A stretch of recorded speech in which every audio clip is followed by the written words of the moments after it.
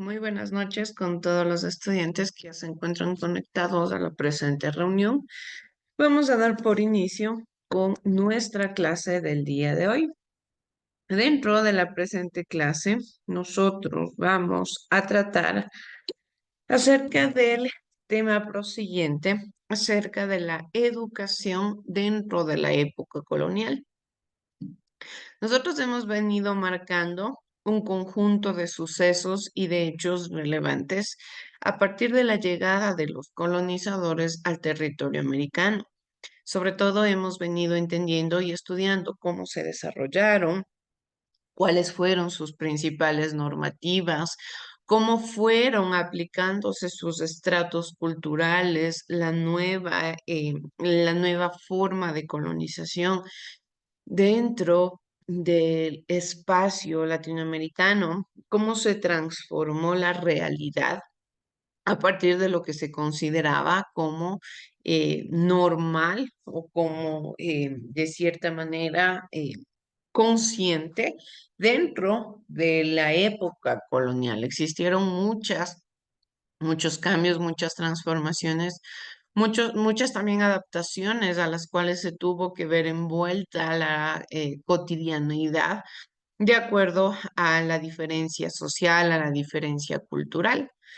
Dentro de este tipo de alternativas, dentro de este cambio que directamente empezó a suscitarse con la llegada de la colonización, se marca un punto inicial y uno de los más importantes que fue la educación. Recordemos que nosotros estamos hablando de una nueva realidad, estamos hablando de un nuevo tipo de sistema, de un nuevo contexto para la sociedad.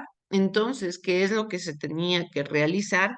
Pues directamente se tenía que promover un nuevo tipo de conocimiento. Se tenía que desarrollar de cierta manera una nueva realidad, un nuevo contexto de acuerdo a la iniciativa con la cual se procedió desde un inicio, ¿sí? Pero para que todo esto pueda darse de una mejor forma en la realidad y en el contexto, se necesitaba una forma de promover esta educación dentro de la sociedad.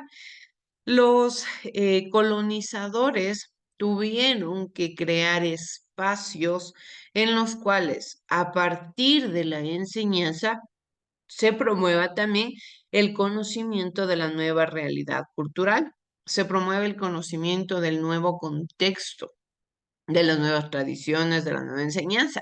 Y en todo esto estuvo inmiscuida la iglesia. Recordemos que en la anterior clase nosotros estábamos hablando sobre el papel fundamental y el rol que cumplieron las misiones y los conventos dentro de la época colonial, que es lo que incentivaban, pues, expandir lo mayor posible la religión dentro del territorio americano. Era la funcionalidad principal que tenía en las misiones y los conventos, ¿sí? Enseñar a los pobladores, enseñar a los indígenas sobre lo que era el catolicismo, sobre lo que desarrollaba directamente este nuevo contexto. Perdón, chicos. De igual forma, aparecen otros sistemas en los cuales se promueve también un tipo de educación. Y es así que a partir de la iglesia aparecen lo que son los colegios, las universidades y las famosas ideas. Es decir, que ya desde la realidad religiosa empiezan a producirse cierto tipo de enseñanza, cierto tipo de funcionalidad educativa, pero todo esto nace a partir de la iglesia, todo esto nace a partir de la religión. Entonces, como nosotros, haciendo un breve recuento, hablábamos sobre que las misiones y los conventos eran espacios, eran grupos, eran personas que de cierta manera se dedicaban a la enseñanza, pero lógicamente en este tiempo la enseñanza no era que se basaba en la enseñanza del conocimiento, en el mejoramiento de las actividades lúdicas de una persona, tal y cual se refiere actualmente la educación. Sí, la educación en qué se basa dentro de nuestra actualidad, pues en hacer de las personas más seres humanos más conscientes, seres humanos más adaptables a la realidad, seres humanos que tengan una conciencia más actualizada, más tecnologizada. Esa es la funcionalidad de la educación. Pero en la época colonial la educación tuvo otra funcionalidad, sino que era directamente adaptarle a la gente a que al respeto a la iglesia, incentivarle a los indígenas a que tenían que sí o sí desarrollarse en una sociedad netamente, en una sociedad netamente religiosa, en una sociedad netamente dirigida por la iglesia. Entonces, a partir de esta realidad, a partir de la creación de las misiones, de los conventos, de principalmente la nueva funcionalidad y la nueva estructura que se le dio a los indígenas dentro de la realidad, también empiezan a desarrollarse y a crearse otros espacios en los cuales se promueve la enseñanza, en los cuales se promueve el aprendizaje. Era el punto principal, sea que como tal no se hable de un conocimiento teórico como en la actualidad, pero también fue fundamental que sirvió para poder saber también y para poder comprender cómo se desarrollaba el proceso de enseñanza-aprendizaje. Porque si como tal hablamos de enseñanza, quiere decir que se buscaba compartir ideas para que otra persona las analice y también las tome de acuerdo a su contexto. A esto se refiere como tal el proceso de enseñanza-aprendizaje, que lógicamente la estructura ha sido totalmente diferente a lo que nosotros conocemos en la actualidad. ¿Por qué? Porque la enseñanza dentro de nuestra actualidad se basa principalmente en buscar que el ser humano se apropie del conocimiento, cree sus propias conceptualizaciones, cree su propia concepción de la realidad y sea el mismo estudiante, la misma persona que está aprendiendo, quien construye el aprendizaje. Eso se le considera como un aprendizaje significativo, a diferencia del tipo de enseñanza que se daba en la antigüedad, que era simplemente un aprendizaje repetitivo donde el docente dictaba su clase, el estudiante tenía que aprenderse de memoria conceptos, teorías y a su vez al final dar una prueba, cuando en realidad este tipo de enseñanza ya no era adaptable a la realidad. Este tipo de enseñanza ya no era buena para el tipo también de estructura con el cual se estaba desenvolviendo adecuadamente la sociedad. Pero para ir empezando con la temática y sobre todo entender cuál era de cierta manera la funcionalidad que tenía la educación en la colonia, vamos por favor a ver el siguiente video que nos explica de una forma un poco más caracterizada cuál era la funcionalidad de la educación en la época colonial. Vamos a ver, chicos, por favor.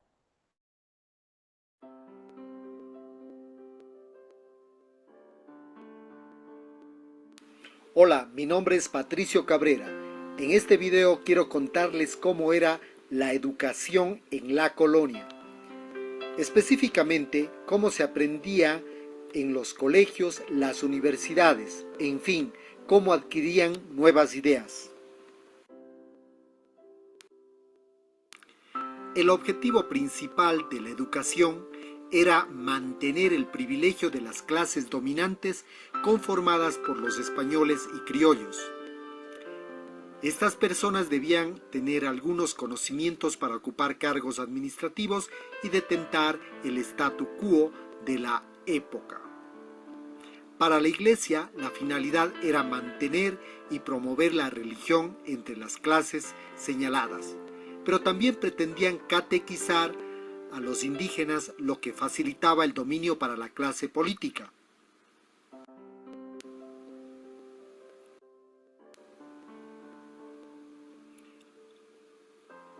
¿Quiénes enseñaban? 3 congregaciones religiosas estaban a cargo de la creación de modelos de pensamiento a seguir. Los dominicos, que enseñaban las doctrinas de Tomás de Aquino, los franciscanos, que enseñaban las doctrinas de Duns Scoto, y los jesuitas, que enseñaban las doctrinas de Francisco Suárez. ¿Quiénes aprendían? Los españoles, los hijos de españoles y muy pocos mestizos. Cabe señalar que en aquella época no existía una edad fija para empezar a aprender. De hecho, la capacidad para memorizar era la clave para avanzar en los estudios. ¿Y los indígenas? La mayoría de indígenas no estudiaba, pero a los que pertenecían a ciertas castas se les permitía aprender a leer y escribir como un acto de caridad. ¿Cuándo ocurrió todo esto? El primer centro educativo del que se tiene registro es el Colegio San Andrés en Quito, en el año 1550.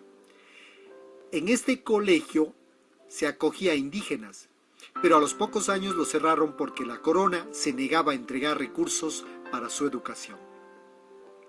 Luego se sabe de 3 colegios, San Nicolás, San Fernando y San Luis, que fueron creados a fines del siglo XVIII y que se convirtieron en las universidades San Fulgencio, San Gregorio y San Tomás.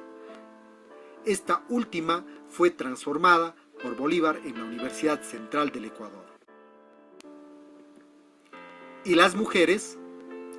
La mujer española y criolla podía acceder a un tipo de formación muy limitada, leer y escribir, relacionada también con tareas del hogar, es decir, las preparaban para ser amas de casa, algunas ingresaban para ordenarse como monjas y en general aprendían oficios y actividades como pintar o bordar.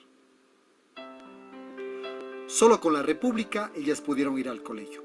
Las mujeres indígenas, por su parte, no podían acceder a ningún tipo de educación y bien entrada la República a finales del siglo XIX, ellas pudieron estudiar para adquirir la primera profesión como maestras indígenas de alumnos indígenas.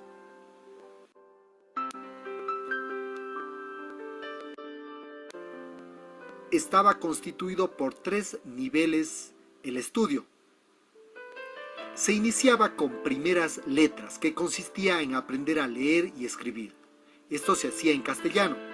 También aprendían matemática básica, canto y no podía faltar la religión. En segundo lugar, se encontraban los estudios menores, que se centraban en la lengua culta de la época, que era el latín, con el manual de Nebrija particularmente. Esta etapa era clave si querían continuar los estudios, porque los textos a continuación estaban escritos en esta lengua. Ahí se leía también a Cicerón, Horacio y Virgilio. Finalmente, en tercer lugar, estaba el nivel de estudios mayores, es decir, la universidad. Ahí aprendían teología, filosofía y derecho canónico. A esta institución también se la conoce como colegio mayor o colegio real.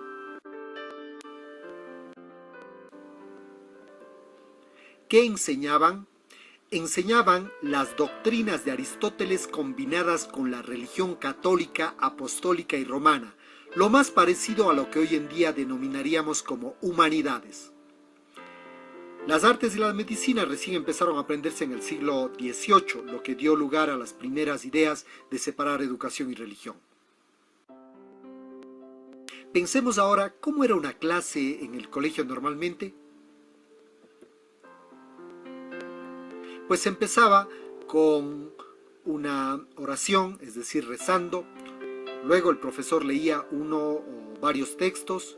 A continuación el profesor comentaba estos textos. Los estudiantes no podían preguntar ni cuestionar, se limitaban a copiar lo que escuchaban. Finalmente, los estudiantes, en casa o en el tiempo que les quedaba, tenían que memorizar lo que habían copiado. Los que tenían mejor memoria podían pasar los exámenes orales. A este tipo de clases se las conocía como las lecciones. Por lo regular, los días sábados, los profesores daban un ejemplo de interacción académica mediante las famosas disputatio, que consistían en debates privados y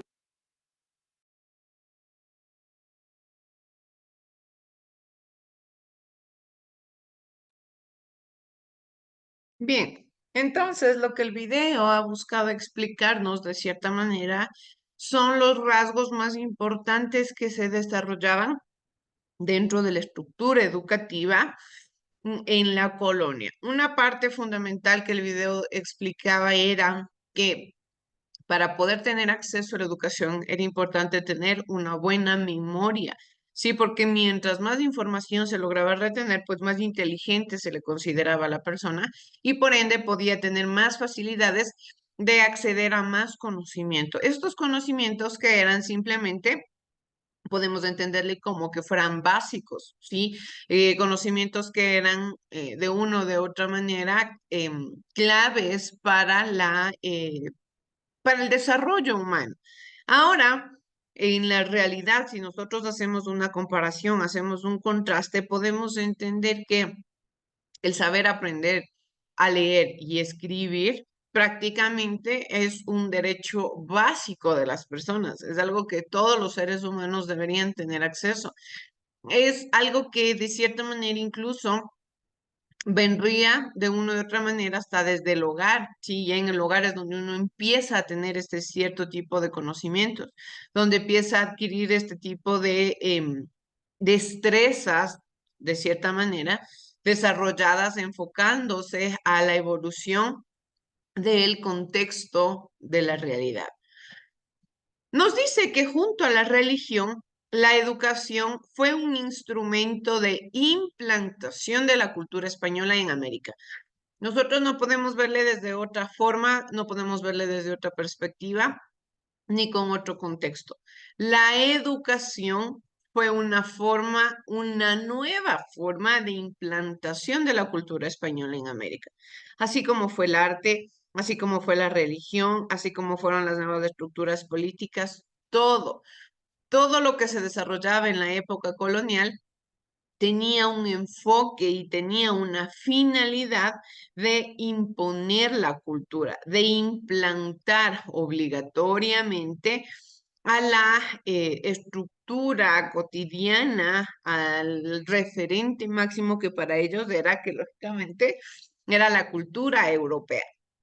Lógicamente, esto se realizaba con el fin de que la educación colonial tuviera cierto tipo de características. El video más o menos a nosotros ya nos explicó cuáles eran las características más relevantes que tenía la educación colonial.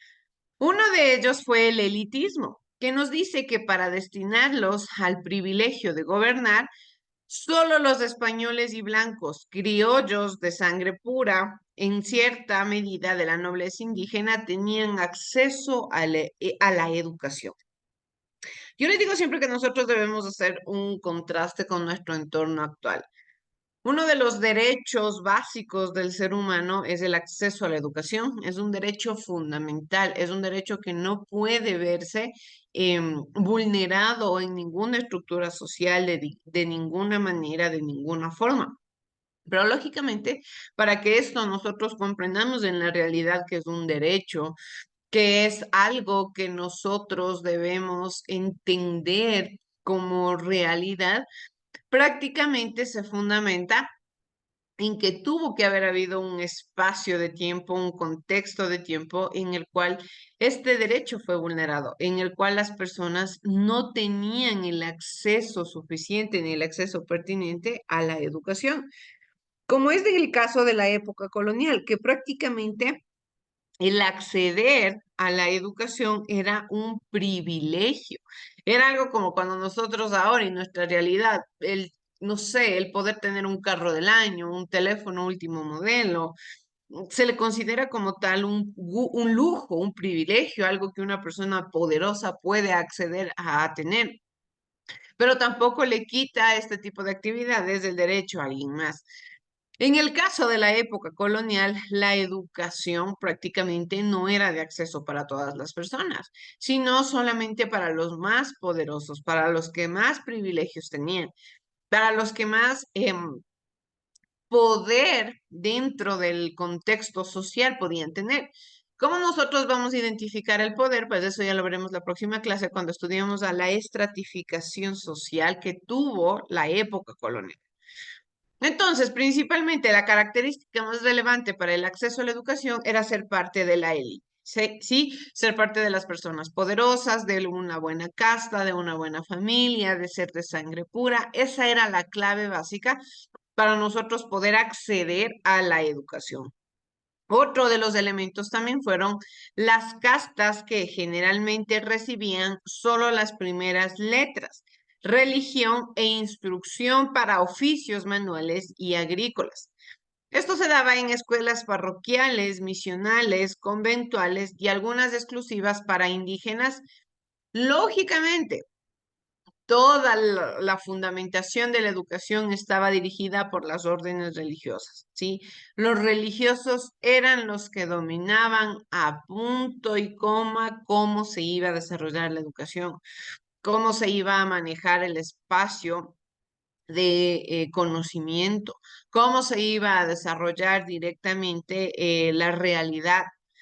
De igual manera, otra de las características importantes que debía desarrollar la educación era que se hablaba sobre un dogmatismo y el absolutismo. Quiere decir que los contenidos eran impuestos desde la metrópolis y no eran cuestionables. Lógicamente aquí no se desarrollaba el pensamiento. ¿Por qué? Porque al ser humano, a los indígenas, en este caso, ¿qué es lo que se les hacía? Se les incentivaba a una forma de conocimiento totalmente individualizada, totalmente controlada. Lo que se quería que ellos piensen era lo que se les enseñaba. No existía otra estructura o alguna forma en la cual el ser humano en esta realidad pueda decidir y decir, quizá esto que me están enseñando es verdad, es mentira. Quizá los conocimientos están adaptados a una realidad desarrollada o no lo están. No, los conocimientos que se producían en la época prácticamente eran controlados por la corona y no se podían cuestionar, no se podían cambiar. De igual manera, desde los primeros grados, los alumnos eran preparados para una educación universitaria escolástica. Ya vamos a ver más adelante a qué se refiere el término escolástico. Y lógicamente aquí nosotros estamos hablando de que todo este centro o toda esta estructura estaba enfocada en un solo grupo, ¿sí? No estaba estructurada ni enfocada en toda la comunidad, sino solamente en la educación de los grupos más privilegiados. De igual manera, lo principal era que se desarrollaba un aprendizaje memorístico, lo que les mencionaba, donde la pedagogía se basaba en la repetición textual de las lecciones. No existía una variación, no podía existir un cambio de palabra, un parafraseo, no. Lo que se enseñaba tal y cual el ser humano tenía que aprenderse, tal y cual la persona tenía que memorizar al pie de la letra. ¿Por qué? Porque era la forma de dominación, era la forma en la cual la sociedad en sí tenía que estar y bajo el mandato de la colonia. De igual manera se desarrollaba el patriarcalismo. Solo si se pertenecía a una familia adinerada, la mujer podía recibir educación, pero lógicamente esta educación no era variada. La educación que las mujeres recibían en caso de pertenecer a una familia poderosa era limitada a las primeras letras e instrucción en oficios domésticos, religión y algún arte que recibían en escuelas femeninas dirigidas por las órdenes religiosas nuevamente. Entonces, aún así nosotros cuando hablamos de la limitación de derechos a nivel social, mucho más de esta limitación de derechos era para las mujeres. Los derechos de las mujeres se veían muchísimo más vulnerados de lo que eran los derechos de una sociedad en general.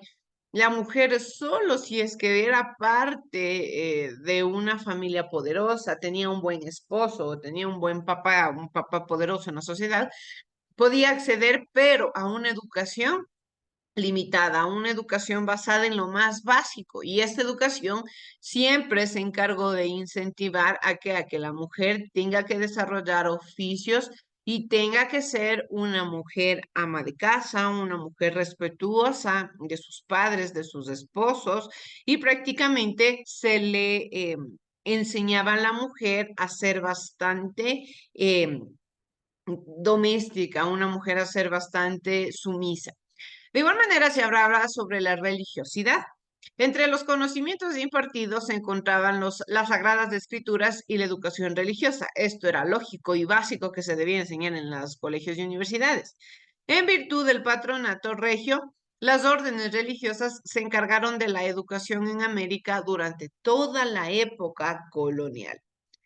Y sobre todo también una de las características importantes es que se debía desarrollar con mucha rigidez, es decir, que se implementaban la severidad y el castigo físico como medidas disciplinarias. Y este tipo de educación se mantuvo muchísimos años más adelante, ya incluso cuando los colegios y universidades no estaban relacionados a las órdenes religiosas y no tenían nada que ver con la iglesia. Aún así, se seguían desarrollando este tipo de conocimientos y este tipo de enseñanza en base al miedo, en base a la agresión, en base al castigo. Las universidades, principalmente en la colonia, empezaron cerca de la segunda mitad del siglo XVI en las principales ciudades, Santo Domingo, Lima, México y dos en Bogotá, Tomista y Javeriana. Estos centros educativos principalmente fueron fundados por órdenes religiosas. siguiendo los patrones académicos de las universidades de Alcalá y Salamanca. Dado que las universidades fueron instituciones de formación académica para el clero, fueron los sacerdotes y obispos quienes ocuparon las cátedras, es decir, quienes se encargaron de la enseñanza, de impartir los conocimientos. Además de clérigos, los hijos de los funcionarios de la corona estuvieron entre los primeros alumnos de las universidades en América. No obstante, la fundación de ciudades requería más funcionarios para nuevas instituciones de gobierno. Las cátedras se convirtieron en un medio para que los blancos criollos accedieran a cargos administrativos en los virreinatos y también así constituirse en una clase con crecientes privilegios, porque lógicamente era fundamental que en el poder se tenga a gente supuestamente inteligente. Cómo se manejaba o cómo se quizá se creía que era o que se podía medir el nivel de inteligencia de las personas, pues se habían pasado por la universidad. ¿Por qué? Porque habían aprendido de las personas más poderosas dentro de la época. ¿A qué se refiere la escolástica que nos hablaba en la anterior parte? Nos dice, aunque ya en decadencia en Europa, durante la colonia, el paradigma de pensamiento académico en las universidades fue la escolástica, llamada así porque se constituye en la enseñanza de filosofía y teología en las escuelas superiores, universidades por los escolásticos, que son los docentes. Es decir, que se busca un punto medio entre la filosofía que habla sobre la razón, sobre el conocimiento, sobre el entendimiento de la fe, y la teología que prácticamente se enfoca en el conocimiento de la religión, en el conocimiento de la iglesia. De igual manera, el pensamiento escolástico es la interpretación cristiana de la filosofía grecolatina, en especial de Aristóteles, esto con el fin de comprender las verdades de la fe. Los escolásticos podían suscribirse a una de las tres corrientes interpretativas de los tres maestros del aristotelismo. Tomás de Aquino, Duns Scoto y Francisco Suárez, era lo que nos estaba mencionando el video, quienes eran sobre todo teólogos, cuyos pensamientos servían más como modelos a imitar que como inspiración para nuevas ideas. ¿Por qué? Porque recordemos que estamos hablando de una enseñanza repetitiva, de una enseñanza que no es que a partir de los conocimientos que yo adquiero creo una forma de pensamiento diferente, no. El tipo de pensamientos, el tipo de conocimientos que a mí se me enseña son los que yo tengo que repetir, son los que yo tengo que replicar. Y mucho más si es que se habla de entender religiosamente a la filosofía. Como yo les menciono, la filosofía se basa principalmente en el conocimiento de la realidad, de la razón, del pensamiento, pero lógicamente no le convenía tampoco a la corona que el ser humano expanda su forma de pensamiento, que el ser humano quizás sea un poco más consciente de la realidad y que no es tan adaptable ni tan pasable el hecho de la sumisión, el hecho de la esclavización. Entonces, ¿qué es lo que se tenía que buscar principalmente? Pues seguirle introduciendo a la religión como parte del conocimiento, que la religión siga siendo el elemento principal y que no se quite la importancia de la religión. De igual manera, este tipo de pensamientos servían como modelos a imitar.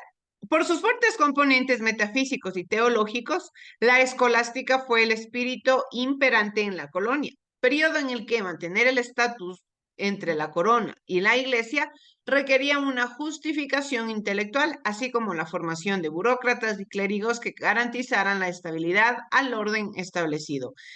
Es decir, que lógicamente una persona tenía que conocer a diestra y siniestra el ámbito teológico para también poder ser parte de la política, para poder ser parte del entorno en el cual nosotros nos estamos desenvolviendo en la realidad.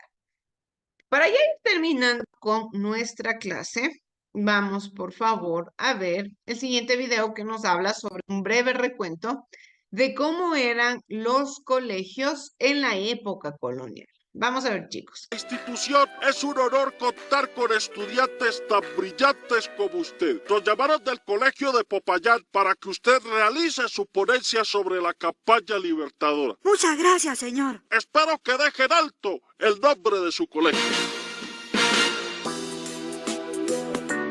Hola, y vos te ves ser linda. Así que tú eres Hamilton. Te doy la bienvenida a uno de los colegios más antiguos del país. Espero lo disfrutes, pero te advierto, debes tener cuidado cuando suene la campana.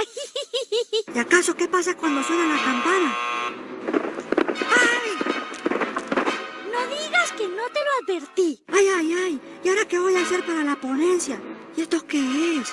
¿Sí ves? Este es uno de los colegios más antiguos de Colombia. ¡Wow! Tengo una buena idea para reemplazar mi ponencia. ¡Claro! ¡Eso es! Podría ser. ¿Cómo eran los colegios en la época de la colonia? Finalmente, si queremos comprender la independencia, es clave saber qué pasaba en la colonia. Pero yo no sé cómo eran, oiga. Es hora de llamar al profesor supervisor. Silveria, no olvide que los cubiertos se usan de afuera hacia adentro. A ver, ¿cuáles son los cubiertos para el postre? Pues los más chiquitos, porque los ricos son tacaños y no les gusta servir mucho postre. ¿Y los del plato fuerte? Estos, los más grandes, profesor. ¡Ay, ay, ay, ay, ay! ¿Qué pasó, oiga? Por San Martín de Porres. ¿Se encuentra bien, Silveria? Claro que estoy bien, hombre. Deje la laraca. Pero, profesora Corot, Hamilton necesita saber cómo eran los colegios en la época de la colonia. ¡Al merluzapato! ¡Con prontitud!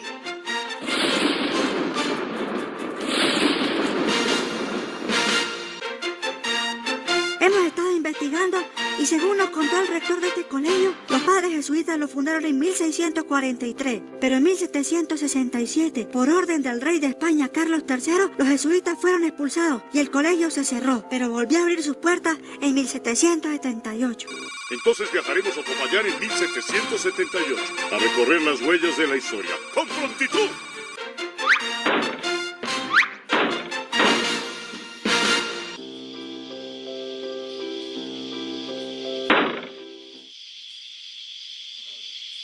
Niños, ¿qué están haciendo? ¿Por qué no están en el colegio? Usted sí que es chistosa, ¿no? ¿Cómo se le ocurre que vamos a estar en el colegio si no nos dejan? Eso de la educación para los negros es prohibido. Nosotros nacimos para servir. Si algunos de nosotros aprendemos a leer y escribir en la escuela de primeras letras y nos enseñan sobre el poder de Dios y de Jesucristo. ¡Por Dios! ¿Cómo es eso? Si la educación es un derecho de todos los niños. Tienes toda la razón, Mozalbete.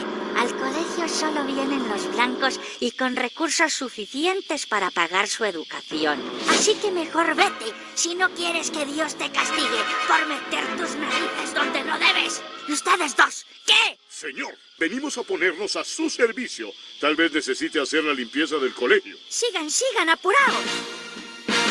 Arma virunque cano, troyae qui primus... ¡Ay, profesor! ¿Qué es eso tan raro? Es como si estuvieran hablando en chino. No, mi chica, el dictado es en latín. Madre de las lenguas romances. Claro, es que deben estar en clase de latín, mamá. No, Hamilton. He estado investigando y descubrí que en esa época todas las clases se daban en latín. Lo que está dictando el profesor es la Eneida de Virgilio. Esa debe ser la clase de literatura. En este mismo libro se aclara que en esos colegios solo se dictaban clases de literatura, teología y filosofía.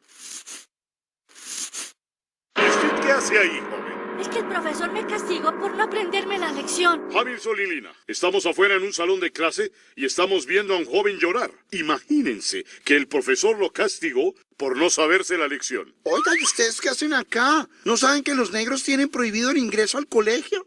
Y también las mujeres, los indios y los blancos sin riquezas. Mejor dicho, en este tiempo casi nadie se podía educar. No hay ni una sola niña por aquí. Pues sí, solo unos privilegiados podemos estudiar. Ahora retírense. Mamá, según nuestra investigación, en esos tiempos las mujeres no iban al colegio porque normalmente se encargaban de las labores domésticas. ¡Ay, ay, ay, ay, ay! Y ahora también machismo. Con esa bendita cosita de algunos hombres que están convencidos de que una solamente está para fritar empanadas en chancletas. ¡Es el colmo!